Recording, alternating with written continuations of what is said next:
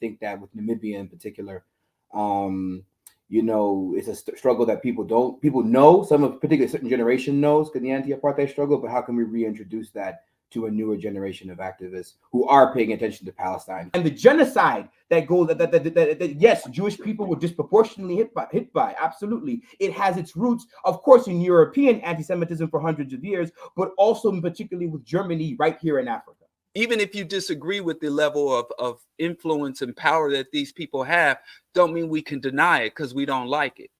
See, I feel like I can't believe everything I see on the internet. I can't believe everything everybody's saying to me on the internet. I need to go see for myself. And so even when you think about Tiffany Haddish being forced on us, and I'm gonna play a clip in a second too about the thing with like Charlemagne, like if you keep hearing it over and over, a political analyst, and then he start getting on these big, you know, screens, it's like it's almost impossible for him not to be some level of a critical voice to, I guess, the average person who watched the show. And then him bringing on different people because they got different ways of legitimizing these people's voice. But I do want to point out that anywhere Black people go, whatever the context, it is always going to be antithetical and in disinterest to those in power, Black, white, or other.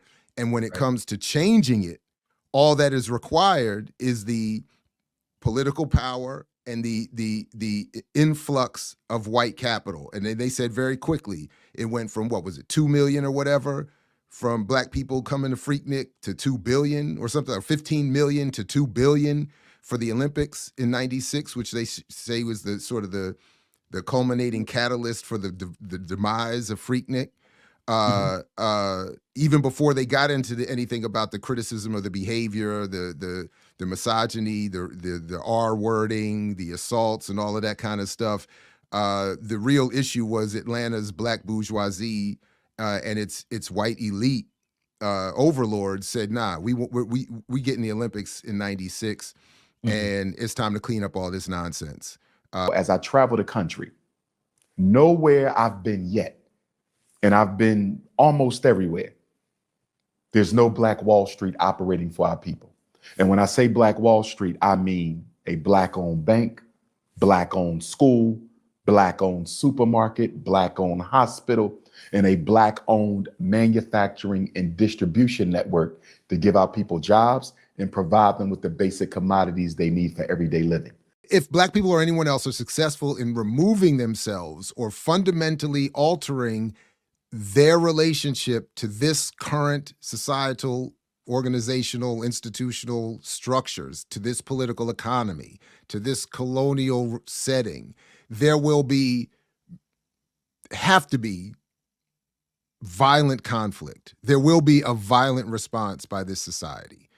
There is no situation in which all Black people or a significant percentage of the Black population removes itself from its current relationship to the political economy to create these autonomous, Black-owned, Black functioning institutions without there being massive backlash. So yeah, what I saw earlier at the top, it says 5% of Americans who have heard of cryptocurrencies are unsure about their safety and reliability.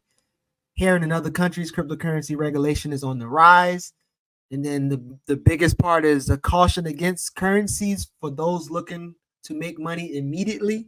If you're asking people who got no damn money, who need money immediately, this ain't for you. And then also, like, the public policy has created and maintained racial wealth inequality, as you were saying, and we need public policy to reduce racial wealth inequality, which is said in that article. And then in terms of Akil, who talks about all this math, and looking at the math, those 10,000 Bitcoin investors, if they cash their money in, which is around actually 334 billion, I was kind of looking at numbers, that means 10,000 people will have $24.5 million. There's 333 million people in the US, and 41.89 million is living in poverty, and there's 813 billionaires. So if you just lay all those numbers out, you know, when people talk about doing math, I feel like folks are wasting their time and they're not being realistic, and they're trying to avoid those numbers. So, and this is not the Barbie movie, y'all. There is Yeah, a this is not the Barbie movie. documentary. Yeah, Right. it's the There's a Netflix documentary on documentary. Netflix now. It's a documentary on Netflix about the history of Black Barbie. What gets lost is that representation does not change material conditions, right? Like having a Black Barbie to go buy at a store in support of a capitalist system that exists in part to make sure that Black people don't ever achieve like true liberation, it doesn't help anything, right? Like it literally means nothing at all. And, somebody said, Gamandi posted this and I was like, whew, there we go. Yeah, Black visibility is not Black power. And I noticed when I was reading her theorization of civil disobedience that on the one hand, in the late 60s, she praises white rebels, whom she calls white rebels, for their courageous acts of civil disobedience. And then she tries philosophically to justify their civil disobedience legally and philosophically in the context of the United States Constitution and its revolutionary foundations in the same breath. In the same years, she contributes, I argue, to the criminalization of the Black Power movement and what she calls Black organizations by excluding them from the zone of legitimate and legal civil disobedience. What type of disobedience gets to be called criminal/violent, and what kind of disobedience gets called legitimate and wonderful? And I'm moved by it. That's the thing, man. I'm moved by it. And that's why I try to keep them so short. Like I want the albums to be short. Like I want the album to be your drive to work. Cause like I don't think you're supposed to listen to this music and not do nothing. Like it should convict you, right? Like in my mind, like even when I'm listening to it on some like, man, we got to get out here and get to it. Like, ain't nobody coming over the hill to save us. And if we don't like where we are, then how about we move? What I'm trying to get at is that they have effectively the status quo sensationalized and also at least proffered the idea that you legitimize prisons. So when I watched that documentary, that was my immediate impression, was that, damn it, they're legitimizing the existence of the very thing that brought those brothers into that place. They didn't get to the root causes, right? And then introducing these young babies into that space without a qualified clinical psychologist or other being available, right? To be able to help them process throughout the entire process, not just for a day. You're going to have to sit with these children now for weeks, months, years to follow up on how they have now been introduced to a carceral space. Like they had to come in there, fall in love with daddy again, and then get ripped from his arms. And then if you notice, there was a scene in there where they shot the camera down at the shoes, the pants, and the belts of the men who were left inside the place where they danced. I immediately knew what happened there. They all got stripped down naked before they could go back to their cell. It's a requirement of every visit. You have to, when you go to a contact visit, you have to be stripped down naked. The cop is telling you to bend over, spread your cheeks, and cough. So how the hell was that a therapeutic component? It was therapeutic for a second and became traumatizing for the rest of that event. And now it's being re-traumatized because it's there to be consumed by the masses of the society that essentially say prisons are needed. And look at the amazing work that they're doing. Forgetting that one of those brothers went back for 30 years.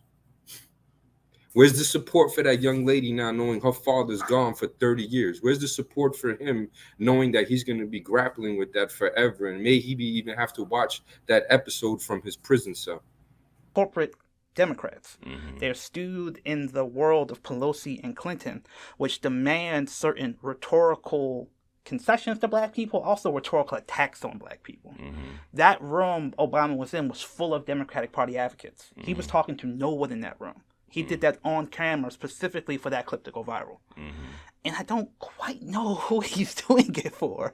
I think he's doing it for some people that's like, we got to keep them black men in line. Somebody got to smack them around and show some discipline.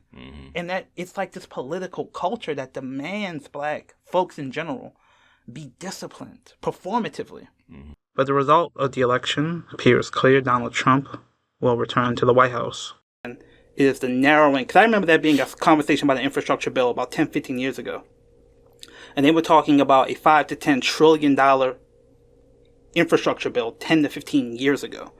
So to pass a $2 trillion infrastructure bill now and to claim that you've delivered, the solutions on offer from the Democratic Party are so far outside to the scale of the problem that should be the focus of people's analysis, not the accusations that people were racist or sexist against Kamala.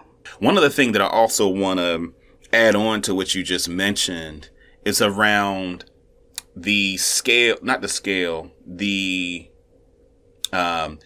a way that when the political norm is so far to the right, little things are made to sound like big things. That makes sense if you're having an intellectual conversation. If history has told us anything, I think it is the fact that I think in a democracy in general, you constantly have to fight for your civil and political rights. And even more so if you have been historically pushed out of access to those types of rights and privileges.